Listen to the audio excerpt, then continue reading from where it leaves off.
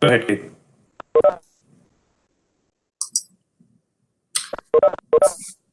Thank you. Shri, could you post the presentation back up? Thank you. Good morning, everybody. Just before we get going, I just wanted to mention a couple of quick housekeeping items since we have a lot of people on the call. First off, just to state the obvious, really, that we're holding this meeting virtually because of the pandemic to keep everybody safe.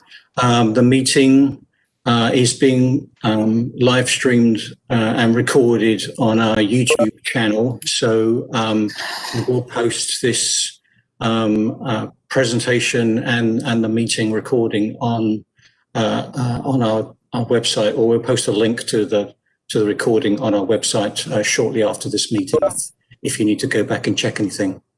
The location of that will be our business opportunities webpage, which is also in the RFP, and it's shown on your screen here. If your firm has not previously registered for amendments and updates to the RFP and you want to receive those, please make sure you register by sending an email to transaction@thenovaauthority.org by 5 p.m. this Friday. We're working on the basis that everyone who has registered for this WebEx is effectively also registered for those updates unless you tell us otherwise. And finally, specifically for the WebEx call, if there are any caller users, and I do see one at the moment, we would like you to identify yourselves so that we can keep a record of who calling user 2 and 4 are at the moment. We'll do that in just a moment, but otherwise for the duration of the meeting, if you would not mind muting your audio and your video, that will help us, we think, with the smoothness of the call, particularly if you mute both of those. So I appreciate you doing that unless you're actually speaking, asking a question. As we go through, please put any questions you may have in the chat box. We've got quite a lot of Q&A from some pre-submitted questions already in this presentation. So some of the questions that go into the chat box may not be actually need to be addressed because they'll already have been addressed at that point. But if you are a calling user 2 or 4, if you could perhaps chat, put your identity in the chat box so that we have a record of who you are, or else speak now so that we can document that quickly.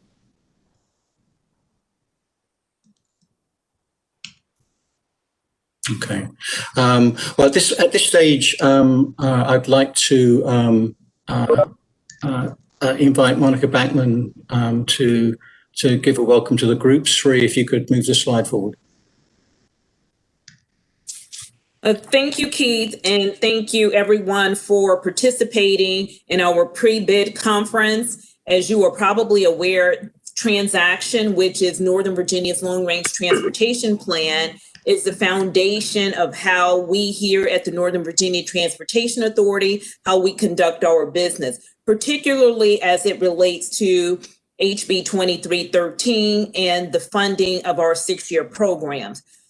We cannot fund a project that's not in our long-range transportation plan.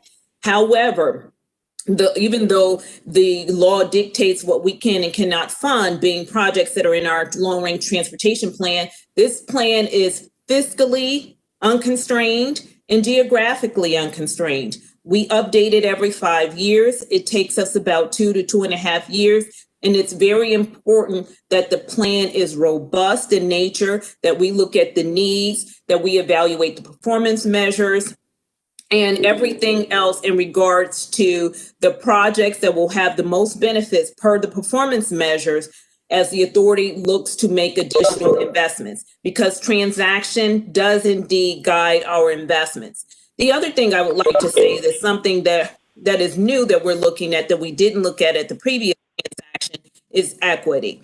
And I'm sure you've heard a lot about equity and what's going on in our world today. But again, TransAction is our foundation. We are truly appreciative of your interest in participating in this today.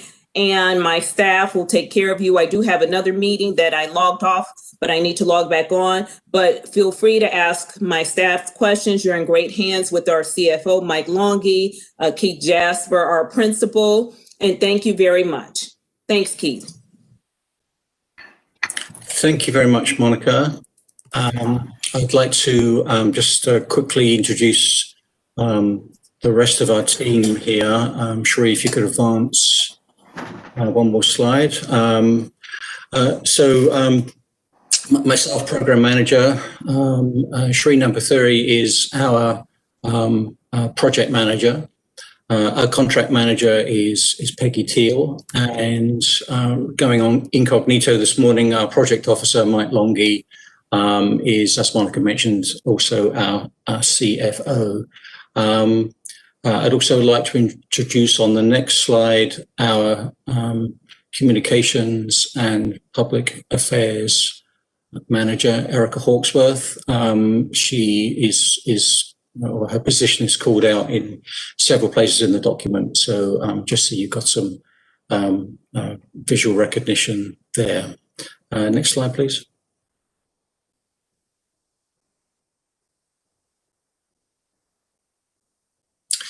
So here's the agenda we want to cover today, but mostly we want to get down to items 6 and 7 as soon as we can. But so let's just kind of march through quickly here. You'll be hearing from myself and Mike most of the way. So next slide, please. The purpose of this meeting is essentially for us to describe the procurement and contract administration processes to you and provide an overview of scope of work, selection criteria, etc. But mostly it's to answer your questions so that you can all be kind of responding from a level playing field and have the fullest possible understanding of what it is that NVTA wants from this effort. Next slide, please. So I'm going to hand over to Mike at this stage to talk about some items of relevance on the procurement and contract administration side, and we'll be revisiting this in the Q&A in a while as well. Mike. Thank you, Keith. I just want to emphasize for all of the attendees and prospective bidders that this is an open and competitive RFP. It's a professional services contract. It'll be a cost reimbursement basis for the defined tasks, and the cost basis will be used for follow-on technical service task orders, something that I'm sure we'll be talking about a little bit later. We'll select the team that provides the best value. So it's not, as noted with professional services, it's not just a cost basis. There will be the evaluation process that is included in the RFP. As you know, the RFP has the background, the typical instructions, the key thing being the scope of work, the payment terms, required attachments, and then please remember a separate price proposal summary table. Sri, you can move to the next slide.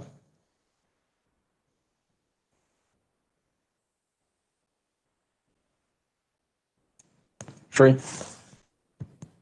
Oh. Okay, thank you, Sri. The period of performance is approximately 6 years. As Monica had indicated, and Keith will be detailing as he goes over the scope of work, there's a lot of activity in the first 2.5 years in making the actual transaction regional plan.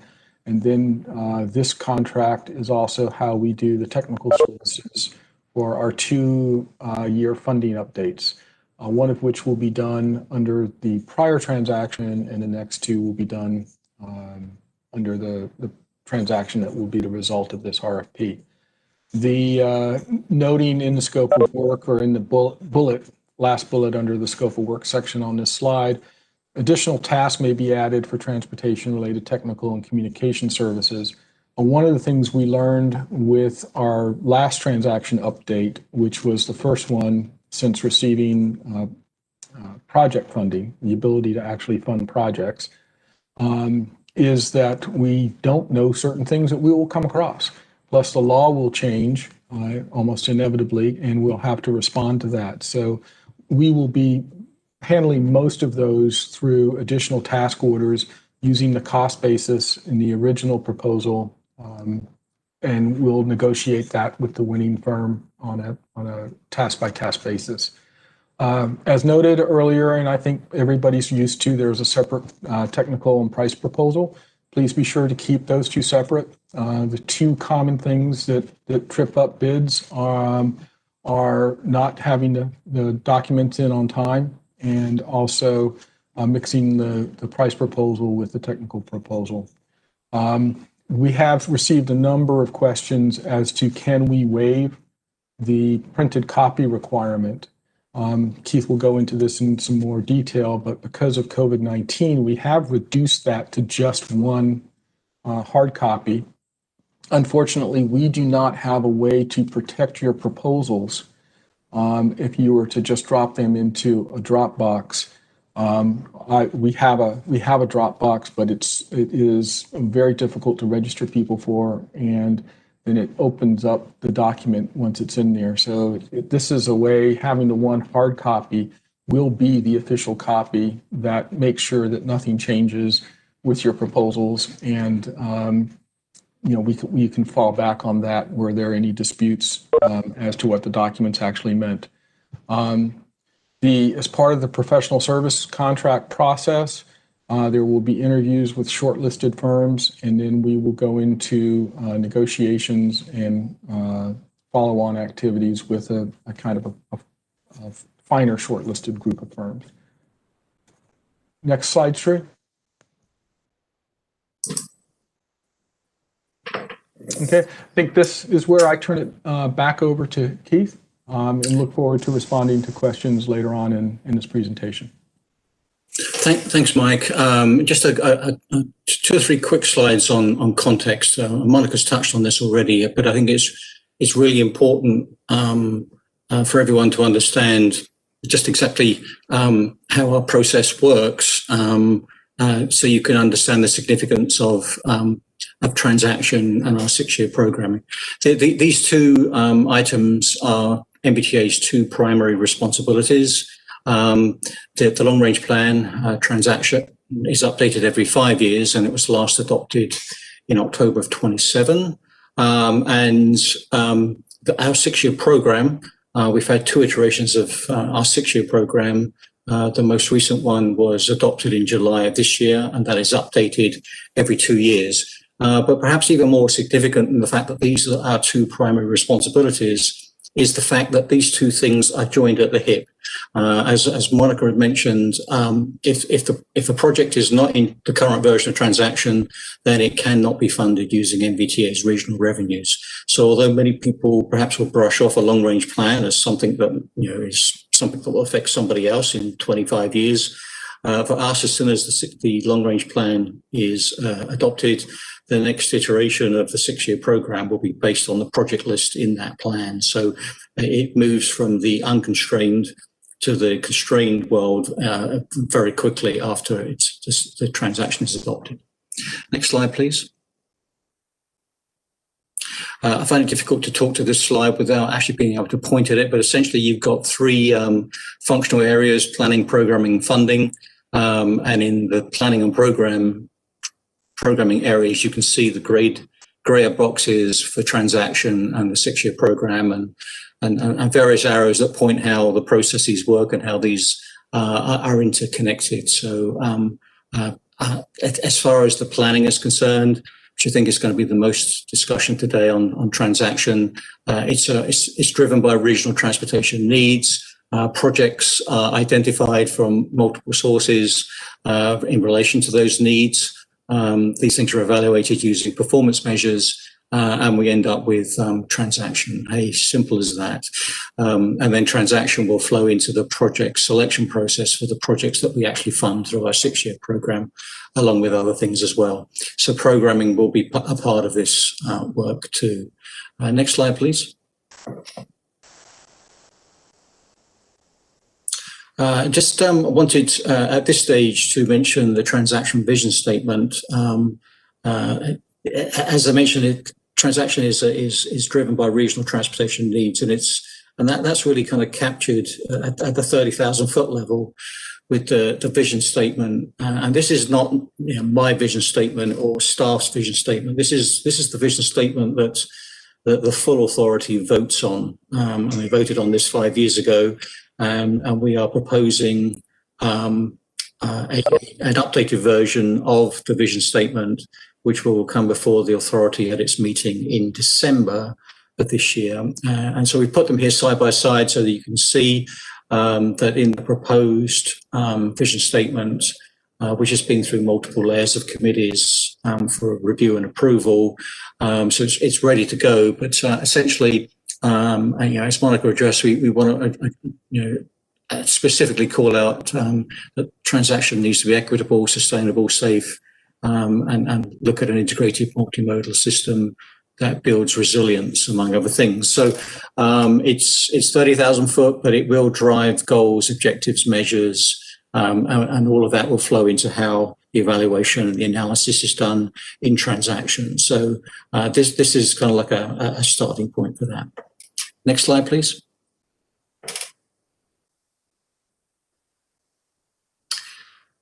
So the key elements of transaction, it's a busy slide again, but there are 3 phases to the work, starting with the identification of needs and development of the modeling efforts, including no-build networks. That will then move into phase 2, where the analysis will be done, and then into phase 3, where we'll be entering the formal reporting, review, and finalization stage. There's more detail on this in the document, but just at the big picture level, these are the 3 phases that we'll be looking at for transaction, and these are intentionally sequential. There's some overlap from phase to phase, but most things have to move to a phase when the previous phase is substantially completed. Next slide, please. The key elements for the 6-year programs. On the other hand, here there are 3 6-year program update cycles, and essentially they are also sequential by virtue of the fact that they happen on a 2-year cycle. So these 3 update cycles that we envision will be conducted through this contract over the course of the next 6 years. I would say that each update cycle for the 6-year program, subject to legislative or other changes in prioritization or other things beyond our control or that we do not yet know about.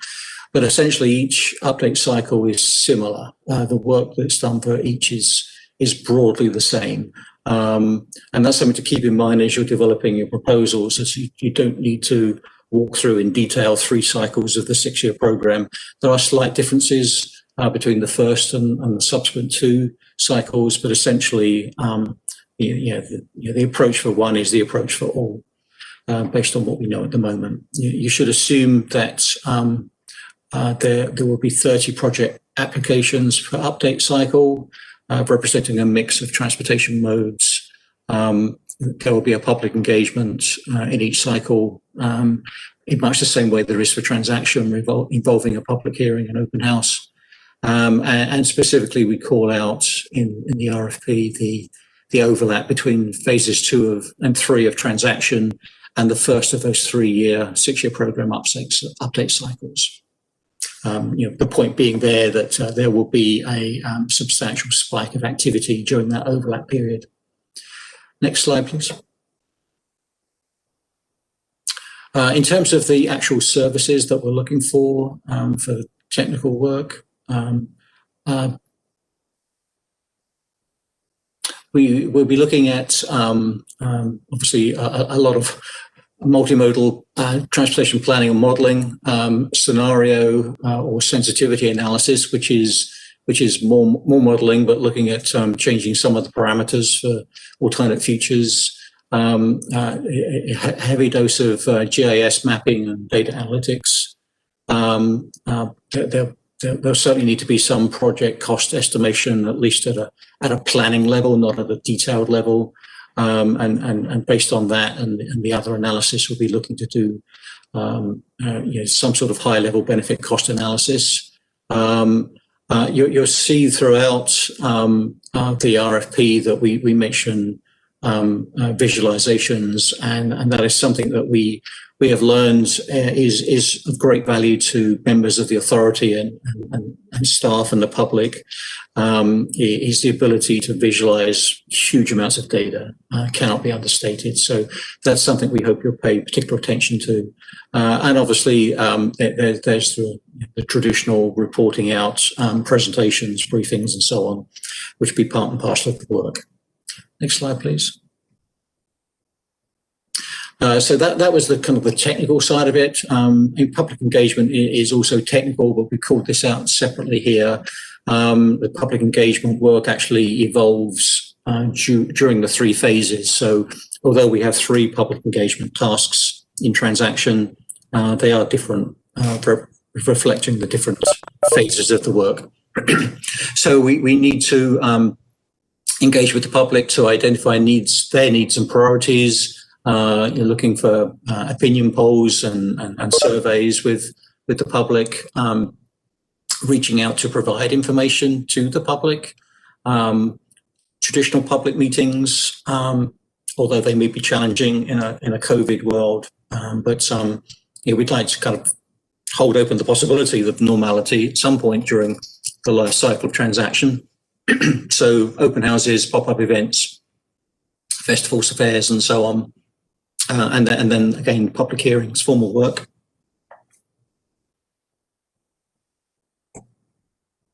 There will be quite a bit of website and social media production management. And again, high quality graphics is key. And we'll want to be sure that there's a good, solid public engagement campaign throughout TransAction. Excuse me. Public engagement, integrating with NVTA's mainstream communication strategy and protocols, and also looking at integrating our websites is also a part of this work. Next slide, please.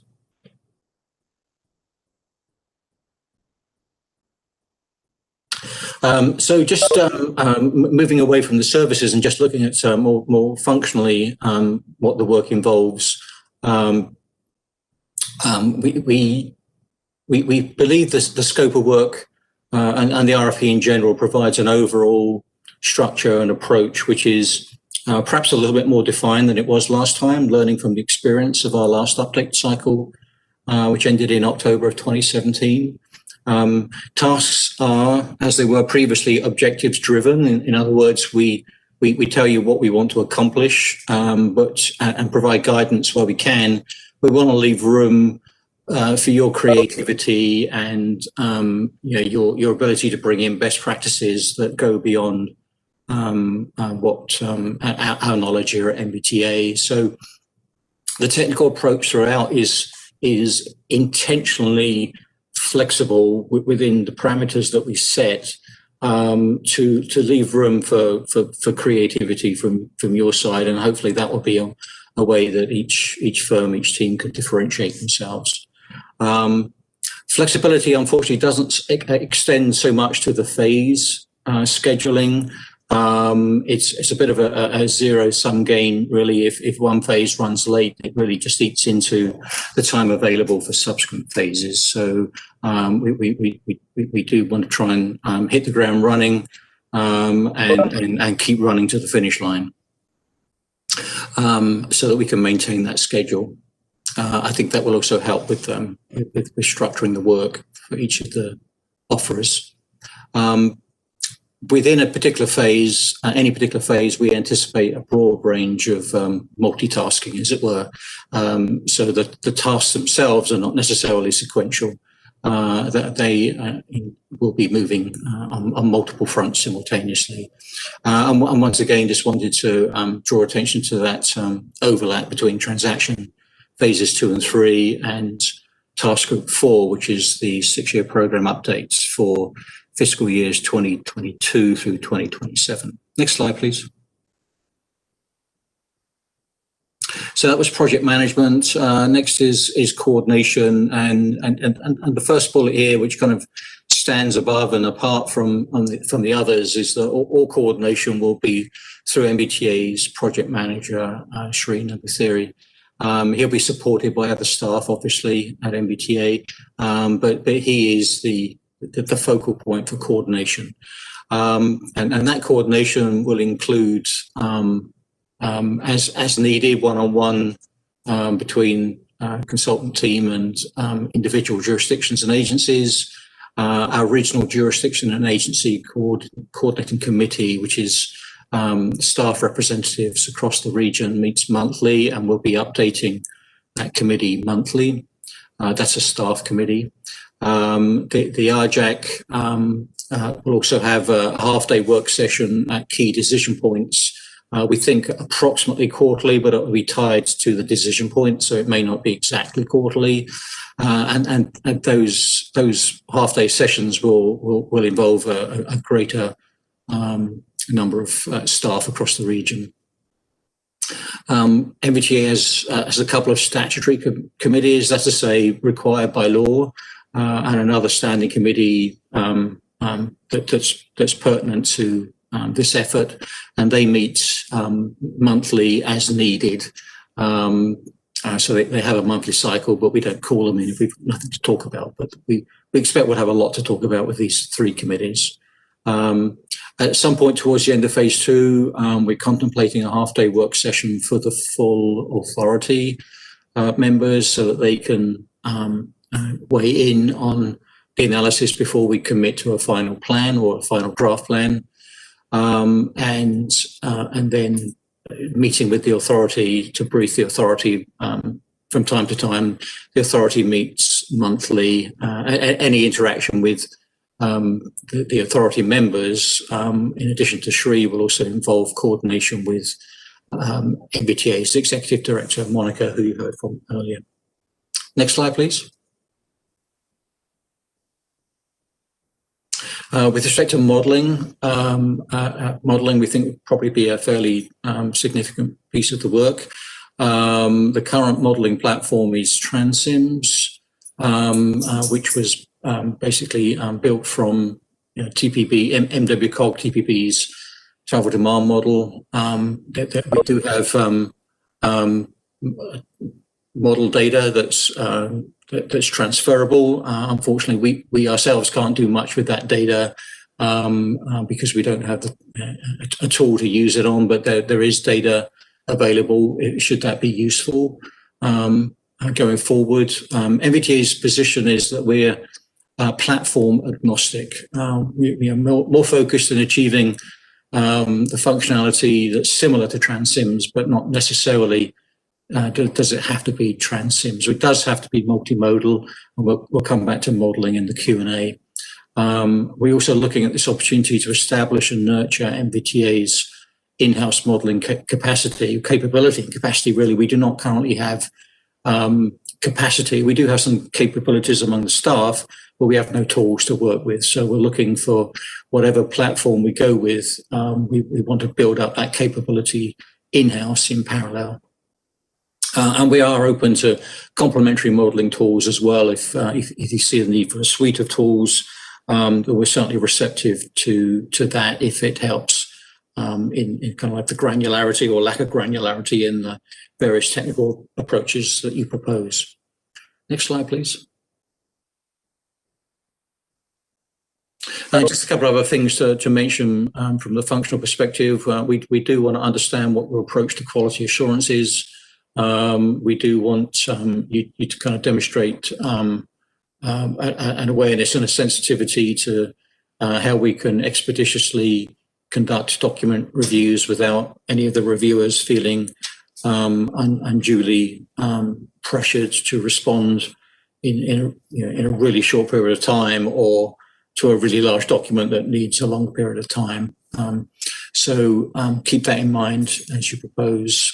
And also just a very obvious point to us, but worth stating, I think, is that NVTA staff and our committees can make recommendations, but only the NVTA, the authority, makes decisions. So if there are any decisions that are required along the way that need to go to the authority, then that's something we have to reflect in the timescale.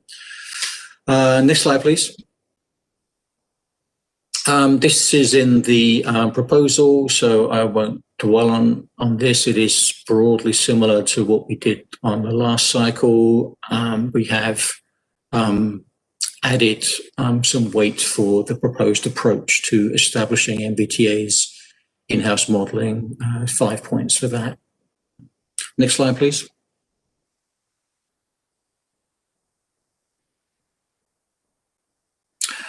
So in terms of next steps, immediate next steps, as I said at the start of this call, if your firm has not already registered with us to receive amendments and updates, please send an email to our general TransAction mailbox, which is in the RFP, by 5 p.m. this Friday. After that, if you haven't registered, we'll still post the updates on our website, but there may be a time lag between when we send out notifications compared to when we update. So I would strongly encourage everyone to, if they haven't already registered, to do so.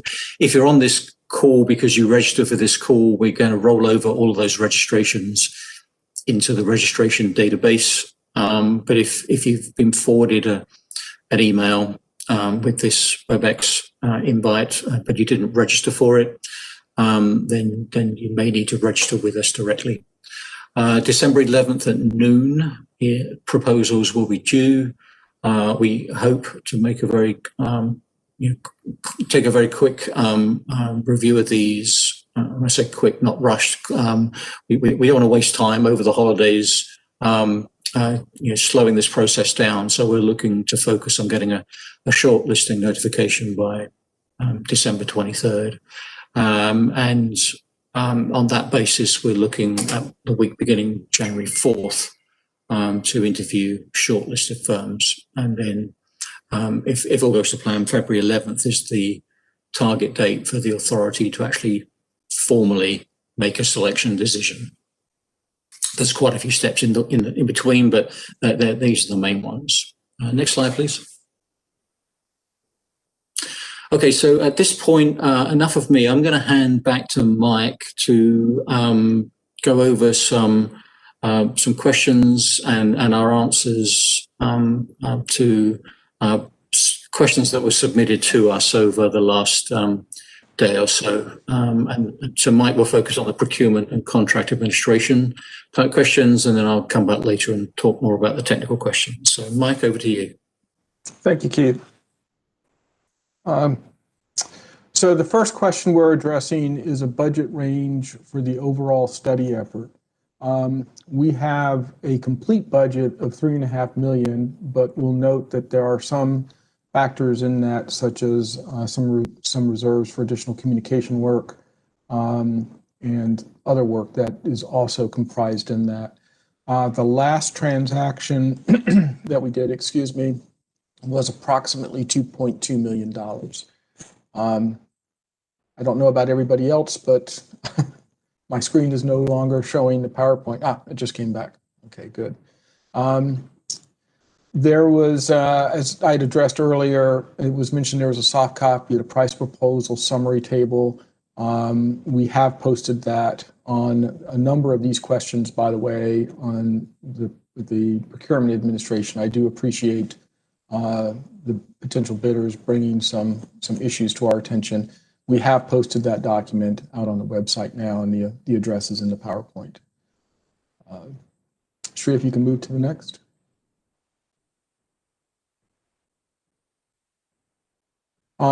We, on this question, a possible disconnect between our summary table and the full cost proposal description. We will be providing a more detailed answer to this as soon as we can. I'm assuming that everybody is first going to work on their technical proposals, but we understand that tracking your cost proposals is also a very important part of the work that you're doing, and we'll get out clarity on that as soon as we can. Travel and other expenses, should they be included in the fully loaded hourly rates or separately? Travel and meals should be included in the fully loaded hourly rates. Tree, you can move on to the next. As there is no separate work task for the project management, our response is that that should be distributed amongst the various technical tasks. Next question related to the price proposal. Do we need to list the names of junior and mid-level staff? It's sufficient just to list them by category or by position. We don't need the specific names. We are not considering those key personnel in terms of the definition and the rest of the RFP. On page 23, what does external training imply? That's training refers to the cost of training NVTA staff by the software vendors. Shri, we can move on.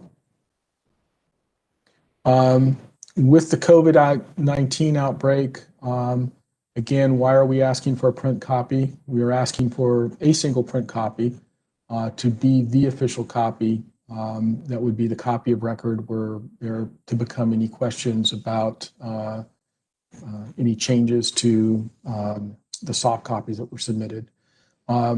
Next question refers to electronic signatures, and yes, electronic signatures are acceptable. And Shri? Does the 30-page maximum only apply to Section D? That limit applies to Section B15D only in the technical approach. There were some questions about font sizes. I would encourage everybody to be reasonable. Somewhere around 11 or 12 for text is the appropriate font size. We didn't really want to put a specific font size in there to limit how you wanted your proposal, quite frankly, to look. Instructions, I'm sorry, I missed one. Shri. Okay. I'm sorry, I did address the font size. Excuse me. Please, Shri, go ahead. On B15, page 10, there was a request for clarification if the list of contracts is only to be provided for contracts for failure to work, to complete work.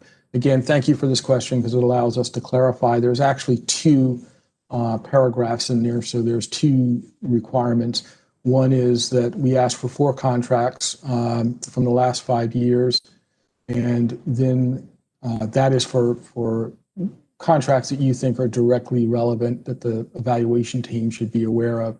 And then in the case that you had in the last 5 years, a contract where there was a failure to complete the work resulting in assessment of damages or termination, we ask that you list those as well. So there are 2 separate groups in there.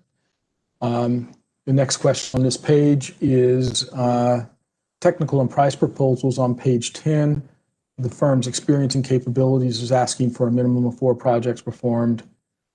That's basically the same question, I think, as we just answered above. There is no upper limit. If you want to list more projects, you're welcome to do that. And again, this is an opportunity for firms to show where they have done work very similar to what is being asked for in the RFP. And go ahead, Shri. Retainage in regards to consultants and subcontractor. Again, this is a very good question. I appreciate it being brought to our attention because we are recognizing that there is a conflict between those instructions.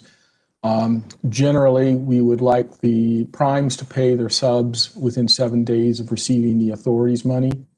On the retainage, we recognize now with this potentially stretching out 2.5 years, we will need to work on some arrangements so a subcontractor who maybe has work done in an early stage of the contract doesn't have to wait for 5 or 6 years to receive their retainage. We will work that into the negotiated contract once we are in the in that negotiation stage. But I do want to signal to the primes and to the subs that we recognize that there's a conflict in this instruction, and we will work it out so that subcontractors are not unnecessarily penalized waiting for the complete contract to end. And Sri, go ahead. The award all or part section, I think many of you are familiar with this. The idea here is not to pick and choose amongst the activities of the prime contractor. However, we may find some benefit, or we may ask primes to reallocate some tasks under their subs. We may also find that a proposal is through the negotiation could be substantially enhanced if a different sub was brought in. This also allows the authority to issue some continuing tasks, and you see this in the scope of work in several places where we reference communication. And what we are basically looking at on the communication side is our communication processes, web page, et cetera, have become somewhat stovepiped. We have several websites that we're maintaining. Our corporate website has been kind of built upon over the last 7 years. It really hasn't had a top to bottom scrub. We would look for those to be tasks that we would like in our preference would be the subcontractor for communications, if there is one, or if that's part of the primes team. That team would have additional tasks assigned that will be negotiated separately that will look to kind of make our communication strategy more cohesive. A question had come up earlier about potentially rebranding the authority. That's not off the table, but it's not really the direction we're going. We're looking at more on the logistical side. Currently, our corporate website, if we want to change a meeting date, we have to go to several places on the website to make that change, which of course is open to human error then, and part of it being left off. And as I think all of you are probably familiar with, publicizing meetings for a public body is a pretty important thing. And if we missed one of those links, it could cause us some problems. So that's the type of work we are kind of looking to have the same communication team that's doing TransAction do some of that on our corporate side. Again, those would be separately negotiated task orders. Sri, if you want to move to the next.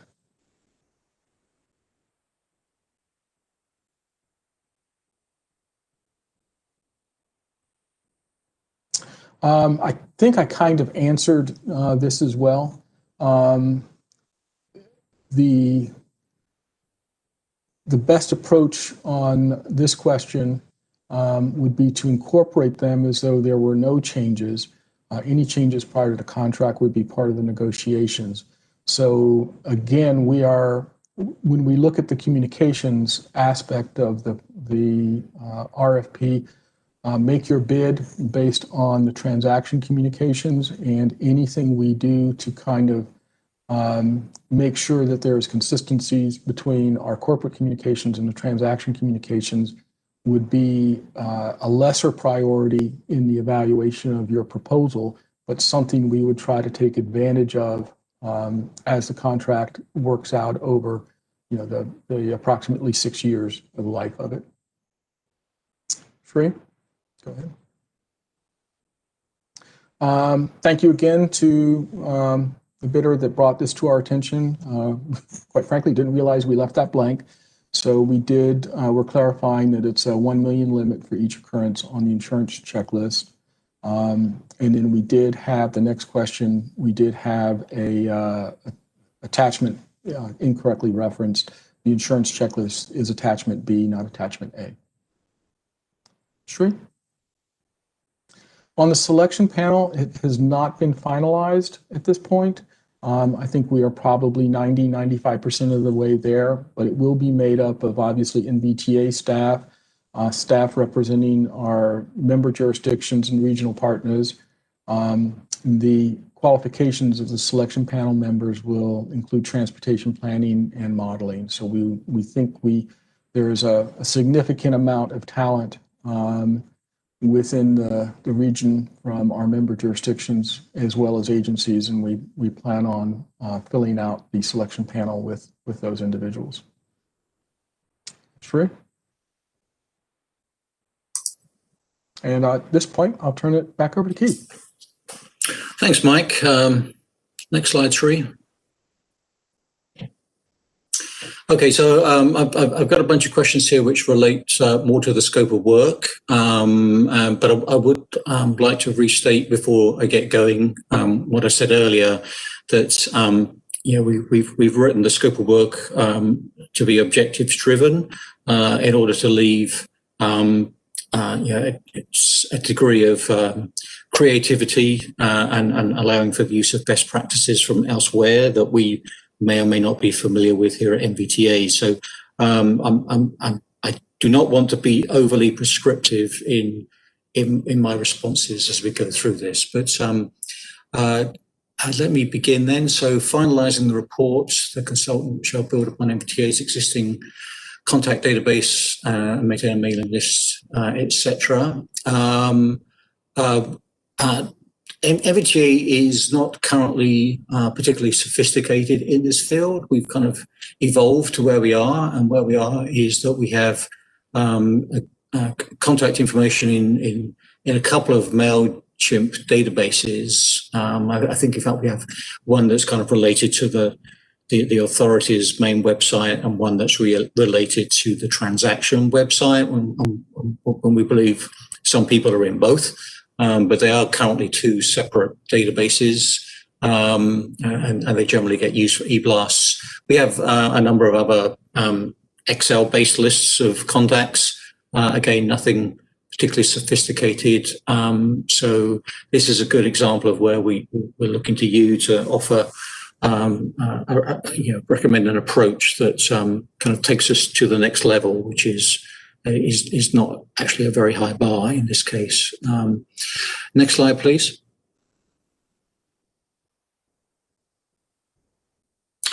Can we assume NVTA will want to use its existing social media accounts, etc.? Yes, we will want to maximize the use of existing social media platforms to include or consolidate with the prior TransAction social media efforts. We do, however, have a desire to create a Facebook group page for TransAction, which does not yet exist, and will be developed and maintained by the consultant. On a related topic, the RFP notes that NVTA wants to investigate the possibility of creating an Instagram account. Can we assume that the new Instagram account, if it's created, will be used to promote an array of NVTA activities and programs, including TransAction? Our response here is, we'd like you to look to see whether there's likely to be enough content to justify an Instagram account. That would be the first thing. And then if there is, it would be purely creative for TransAction activities and related content during the duration of the update. Next slide, please. Do we subscribe to any survey platforms? We do not subscribe to any survey platforms. Is NVTA permitted to use Zoom? In short, yes, we are able to use Zoom. We've established a preference for WebEx on the basis that we, prior to the pandemic, we didn't actually have a webinar platform, and WebEx was what we identified as working best for us at that time. And the reason we didn't go with Zoom is because at that time, a number of our jurisdictions did have prohibitions related to Zoom. We think Zoom has addressed its security upgrades have addressed concerns associated with it, but we do not know whether the prohibitions we identified earlier this year, whether they've been relaxed or are still in place. But there is no restriction as far as NVTA is concerned with using Zoom. Next slide.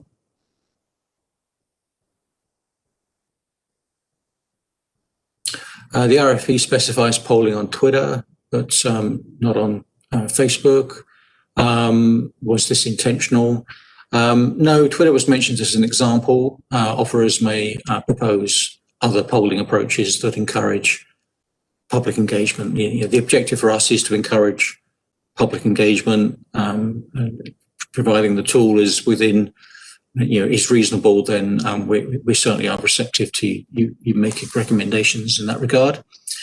As part of the requested development and maintenance of NVTA's branding/visual consistency, does the agency wish to include rebranding NVTA to be more consistent with the TransAction brand? If so, would this include the logo? I think Mike has actually somewhat addressed this already, that we're looking for symmetry and consistency between both. And really there's a greater need to update the corporate website, as it were. But rebranding is not really the focus. It's not off the table. And if it were to happen, it would be a separately negotiated task. Next slide, please. Does NVTA plan to maintain and boost its own social media following to promote TransAction meetings, activities, and events? Or would NVTA like the consultant to create standalone TransAction handles, etc.?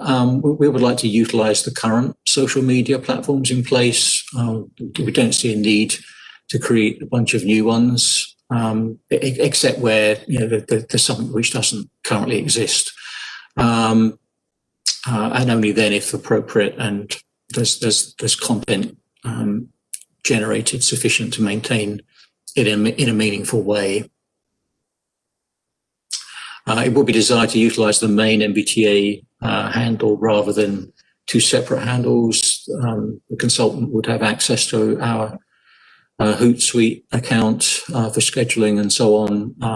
But I think this is an area where, again, we're looking to you to kind of propose a way forward. Next slide, please. Website management. In task 1.10, we have an objective to create and maintain a cohesive look and feel between NVTA's websites and eventually merge site content into one website. Are the two websites currently hosted on NVTA servers? Will the contractor be expected to host any elements or applications for stakeholder access? Are any system hardware software changes anticipated during the period of performance beyond any that may be associated with website consolidation, related redesign, functionality updates, etc.? The two websites, and indeed all of our databases and systems applications are hosted on contracted dedicated servers. We do not have in-house servers. Everything is outsourced and is mostly cloud-based. And we expect that type of arrangement to remain in the future. Next slide, please. As part of the in-house modeling capability referenced in task 1.2, does NVTA expect the selected consultant to provide workspace and computer access to the networks and software used for the analysis by staff members of NVTA, or is this more of an over-the-shoulder collaboration? If hands-on collaboration is required, will NVTA provide their own computer and license software? Okay, so these details will be worked out as we go through task 1.2. There's no expectation from us for consultants to provide us with workspace. We will install necessary software on our own IT infrastructure. And the consultant will enable on-the-job training opportunities throughout the period of performance. That is kind of like, in principle, the way we'd like this to proceed. So we're looking at on-the-job training from the consultant. And one of the earlier questions that Mike answered related to external training, that will be where the consultant recommends that we take external training from the software vendor, in addition to on-the-job training from the consultant. Next slide, please. Under task 1.2, the draft model strategy and implementation plan is due within 2 weeks of kickoff, and the final model strategy and implementation plan is due within 4 weeks of kickoff. Should it be assumed that after submission of the draft model strategy that there will be meetings with the Technical Advisory Committee and Transaction Modelling Group? This does not seem to leave much time for review of the model strategy, comments, and finalisation. I agree. This is a tight schedule, necessarily so. The coordination activities will be confirmed actually at the kickoff meeting in task 1.1. But I hope that some of the responses I give shortly will further add to your understanding and will help you develop approaches that are consistent with our schedule objectives here. So next slide, please.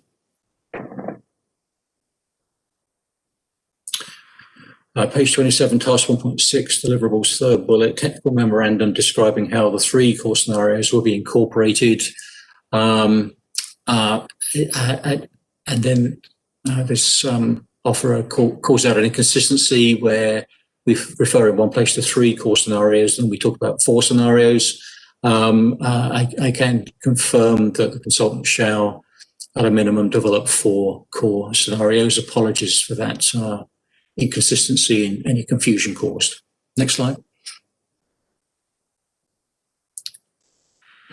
Page 29, deliverables, 6 bullets, supplementing graphics to support market research findings, including micro moments, showcasing specific elements of a survey's findings as a way to tease bigger findings on social. This task does not specifically ask for market research to be conducted. Are these third-party market research findings that will be provided to the consultant team?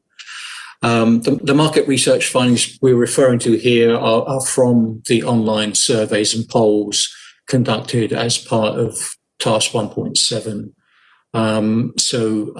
We're not asking for any market research over and above that. It is just another way of referring to the online surveys and polls.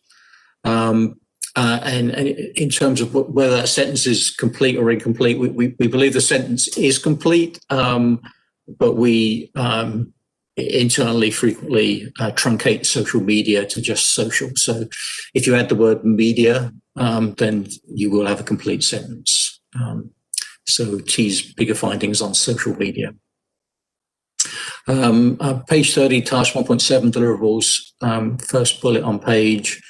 Range of state-of-the-art systems and traditional communications tools, including at a minimum electronic and hard copy format, newsletters and polling capabilities that are mobile device friendly. The question pertains to the hard copy. I'd like to clarify that, and again, with apologies, there is no requirement for hard copy newsletters, just the electronic format. If you want to propose hard copy newsletters, you're not constrained from doing so, but there is no requirement for hard copy newsletters. We're just going to stick with electronic. Next slide. Task 2.1 indicates that the consultant shall specify sufficient model runs to be able to evaluate project packages for intermediate and outer horizon years, but then says the analysis will include the development of a transaction, formerly HP 599 project rating for each project. Please clarify the expectations regarding individual ratings under this task. It's quite a lengthy question, but the answer here is projects will be analysed in groups, what we refer to as project packages, with individual project ratings estimated using a methodology to be proposed by each offerer. So we recognise that it's too much to get a detailed rating for every single project, and we're looking to offerers to propose a methodology that will enable a reasonable rating to be determined for each project within a project package. But you know, the key point being it will be an estimate as opposed to something that's through detailed modelling for each project. Next slide, please. The scope calls for a completed model ready to use for scenarios by October 1, 2022. What are the expectations on this model validation? and what is the base year and where will the data come from. We're looking for the model validation to meet industry best practice validation thresholds used by VDOT or FHWA. We will coordinate with the consultant and COG TPB for base data. As I mentioned earlier, we do have a transfer of data from the current TransSims model as well. Next question. In our review of previous efforts, the COG model was used as a starting point, and TransSims is used for the NVTA model region assignment. How was NVTA experience with TransSims? Are the in-house staff well versed with its use? Overall, we consider that TransSims was fit for the purpose that we required and performed for well in that regard. But NVTA staff does not have operating knowledge of the TransSims model. Recall, as I mentioned earlier, we do not currently have in-house modeling tools of any sort. We're looking to build that in-house capability as part of this work, but we do not have any operating knowledge of TransSims. Next question. If there are improvements to the previous modelling efforts using TransSims that the agency wanted to see, what would those areas be based on lessons learned in creating the previous plan? Well, I mean, here's a wish list. It's if any or all of these can be incorporated, then that would be great. Graphical user interface, obviously from a user perspective, really important. Utilize most recent household travel survey to develop estimation parameters, enhance validation of trip tables with recent data sets, enhance calibration of highway transit assignments with recent data sets, enhance trip length distribution by all modes and purpose, and system-wide enhancement, for example, additional feedback loops or whatever methodology to model travel behaviors like induced demand would be on our wish list of things to have. Does NVTA require a tour-based modeling approach for this plan?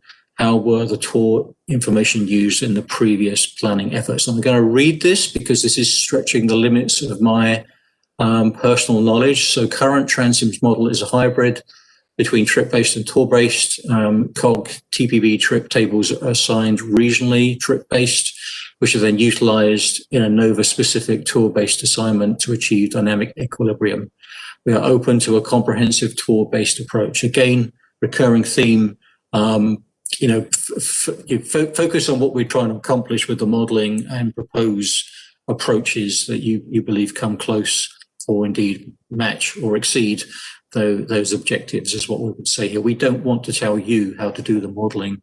You are much more highly capable of that than we are. Next slide, please. Does NVTA have access to any location-based or probe-based data products? We have access to Streetlight and RIDIS, but we do not directly subscribe to data products per se. Can NVTA provide a list of modeling GIS data analysis tools currently used at the agency? As mentioned previously, we do not have modeling tools. We use ArcGIS. We have 2 licenses for that. And again, we have access to data analysis tools such as Streetlight and RIDIS. Our availability to both of those tools is through by arrangement with VDOT, and there are some limitations on the arrangements that are flowed down to us, which that inhibit our ability to do as much as we would like. But we do have access to both of those tools. Next slide, please. It appears that Task Group 4 will be occurring at the same time as Phase 2. If this is the case, the transaction update will still be underway in terms of analysing and ranking the proposed projects at the same time. A new list of projects is sought for the first 6-year programme update. Additionally, a modified base network for the model would also be developed before the project list for transaction update is complete. Explain. That's a very good question, and certainly we've acknowledged the overlap between transaction and the 6-year program, and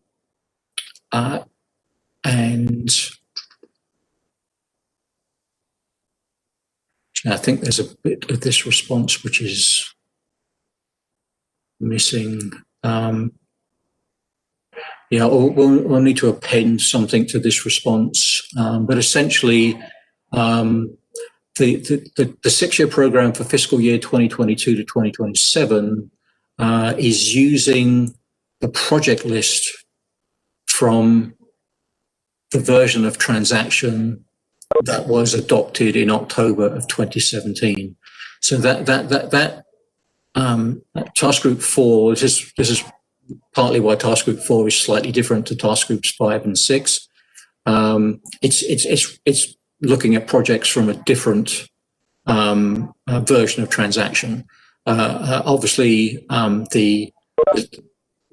as soon as transactions adopted in November of 2022, subsequent 6-year programs will use that new project list. But so basically, we're going to be using the transaction plan adopted in 2017 in combination with the transportation model developed as part of this contract.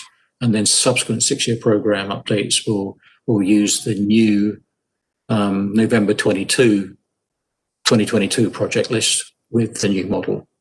I hope that's sufficiently clear.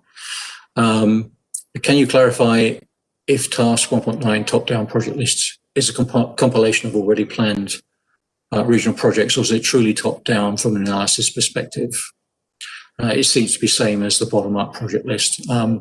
The top-down project list is driven by regional scale analysis in task 1.8. I think the earlier task, which looked at bottom-up projects, I think it was 1.4, was really a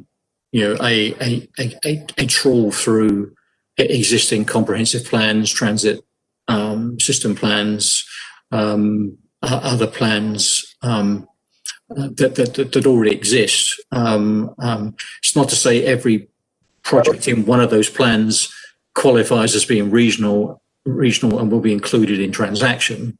That is not a given. But with the top-down projects, we're looking for things that do not necessarily surface in comprehensive plans, or which the analysis has identified there's like a potential gap, there's a need that's not really being addressed by the comprehensive plan projects. So they are different. Next slide, please. Task 2.3 indicates the consultant should develop a post-processing approach that details the impact of each project package and estimates a weighted score for each project. Please clarify the approximate number of regionally significant projects for which individual project rankings should be developed. So the number of projects in the current transaction project list is 352. This is the October 2017 version. And these are distributed across 11 corridors and 28 corridor segments. Kind of do the math, but there's probably about 10 to 15 projects on average in a corridor segment. And so if the analysis has been, if the segments or the project packages associated with segments are being modeled, then we'd be looking to estimate the individual members of each project packet. But the analysis is going to be done at the corridor segment level, and maybe in a few cases at the kind of using a mega project as a focus for a project package as opposed to a corridor or corridor segment. But the key thing here is the individual project rankings would need to be estimated as opposed to through the post-processing approach rather than analysed individually through a model-based approach. Task 2.3 indicates this approach should be implemented as outlined in Task 9. I hate it when this happens. However, there is no task 9. Please ignore the reference sentence. In other words, ignore the sentence. This approach should be implemented as outlined in task 9. That was something that should have been deleted. So thank you for drawing it to our attention. Next slide. Okay, that completes our responses to the questions that we received over the last day or so. Mike, I'll defer to you, but I do see a bunch of questions in the chat box, and we could go through these one by one. Maybe some of these have already been addressed, but is that a reasonable thing to do now? Yes, Keith. It doesn't look like an overwhelming number, and I think some of them may have been addressed, but okay, they'll become part of the official post-meeting recap as well. Gotcha. All right. Okay, Sri is posting them up here, so on the screen and make it a little bit easier. Sri, is this document complete with all the questions? I assume it is. Okay, well, let's start working through them. List of attendees. This will be, the list of participants will be circulated, yes. Do the projects in each cycle potentially overlap? I assume this is referring to the 6-year program projects and the 3 cycles. Yes, it is certainly our expectation, certainly been the experience to date, that the projects can appear in multiple cycles. Sometimes we get funding requests submitted which are not included in the adopted program.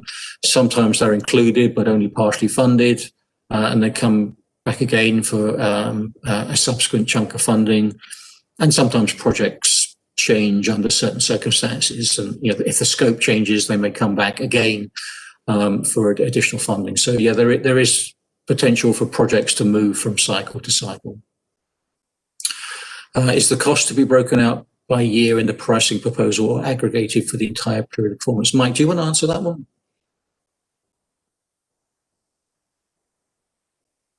Sorry, I think that'll be part of that update that we talked about earlier on the proposal structure.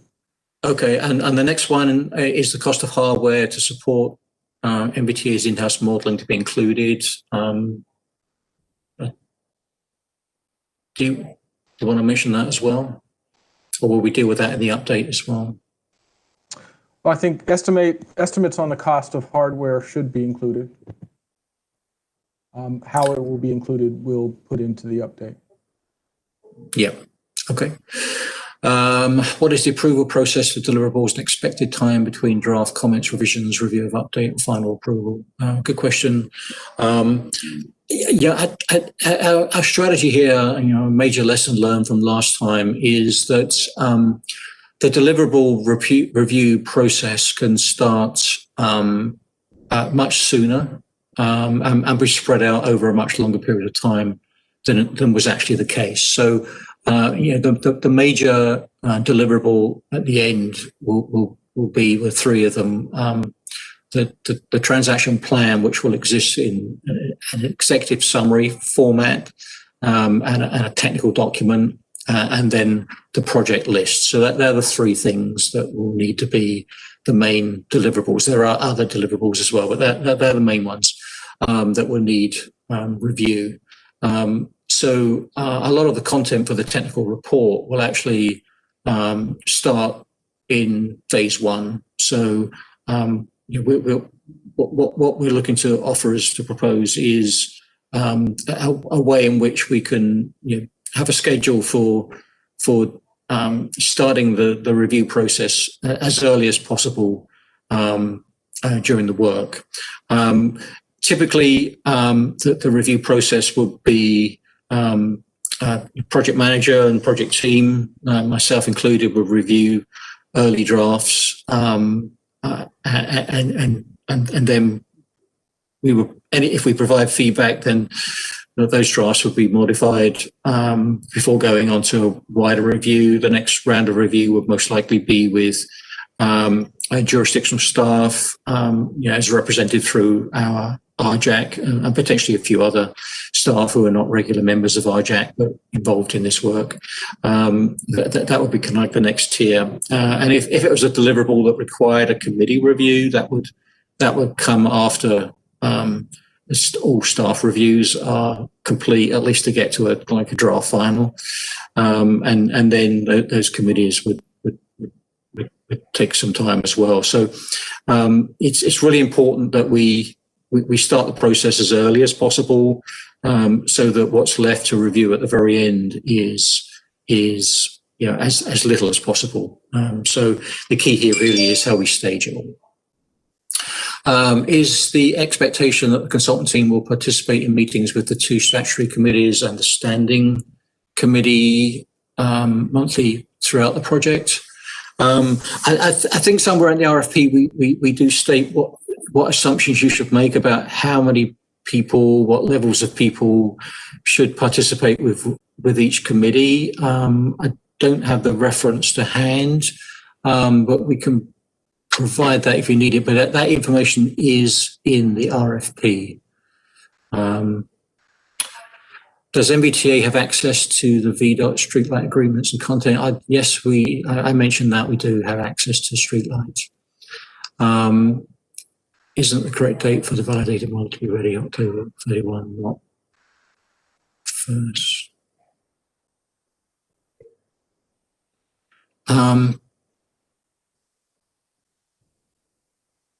Let me take a look at that. We'll get back to you on that question. Can Mike please repeat the end of his statement? It came through muffled.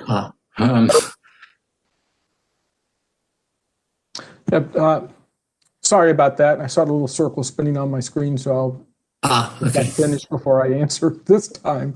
I think that was Krishna Putnam's question about the cost of hardware to support the in-house modeling. Yes, we would like estimates for that as part of the price proposal, and how exactly we fit that into the price proposal will be part of the update on the format of the price proposal that will be coming out. Hopefully that was clear. If not, it'll be part of our written summary for the Q&A on this meeting. Okay, thanks, Mike. Sri, do you want to scroll back down again? That's the end of the questions we have. So. Okay. Did any more questions come into the chat box while we're talking? No. Okay. All right, could you go back to the presentation?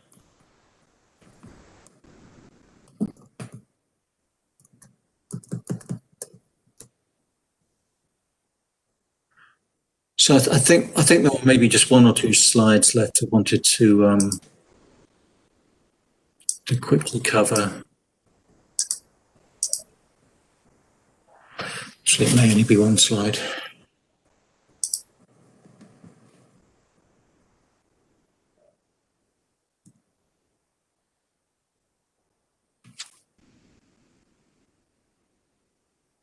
Yeah, this was the last slide. So a few reminders here. Just off the top of the head, register for amendments by November 20th at 5 p.m. WebEx participants have been automatically registered. We'll deal with the YouTube live stream participants separately, but I don't believe there are any bidders on that channel, and do not include any price information in your technical proposal. Worth repeating, although obvious. If you have not had a chance to look at the TransAction website, the address is provided there, and again, the presentation slides, recording, and future updates will be posted on our business opportunities page. Both of those addresses are already included in the RFP, but repeated here on this slide. Mike, do you have any closing comments?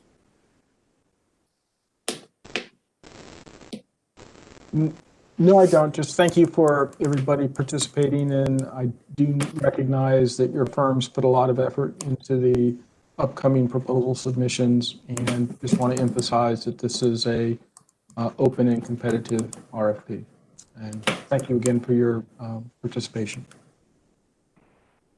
And I will echo Mike's appreciation for your participation in this call and for the work you've got ahead of you in putting together proposals, which we look forward to reviewing. So thanks everyone for your participation, and good luck.